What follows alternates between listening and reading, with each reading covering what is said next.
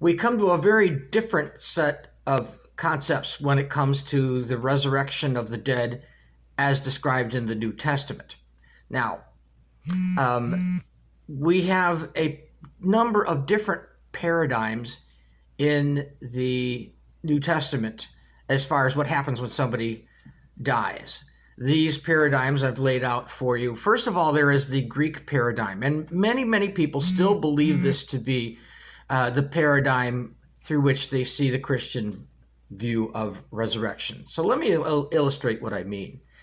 According to the Greek paradigm, back in the time of Jesus, the dead people were filled with souls, and when they died, their soul was released to from the body, and it went somehow to be with the gods or something, depending on which Greek philosopher you're talking about.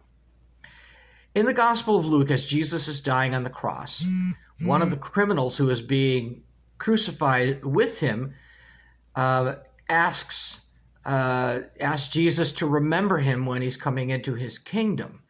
Now, does that mean when Jesus returns, or how does that work? Well, Jesus replies and says, I tell you, today you will be with me in paradise.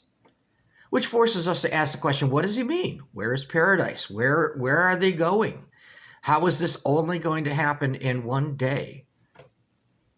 In the book of Philippians by Paul, he says, for me, living is Christ and dying is gain. If I am to live in the flesh, that means more fruitful labor for me. In other words, I'm going to be able to do more of my ministry to the Gentiles. He says, and I do not know which I prefer. I am hard pressed between the two.